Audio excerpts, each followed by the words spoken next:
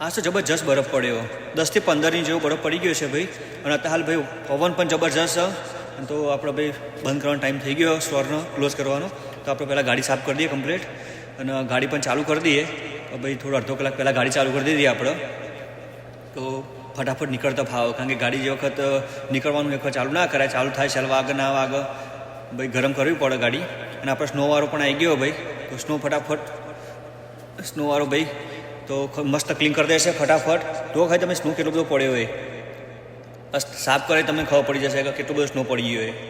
તો આપણો ભાઈ ટાઈમ થઈ ગયો 10:50 થઈ ગઈ. 10:50 10:50 થઈ ગયા, ગાડીમાં આવી ગઈ આપણે.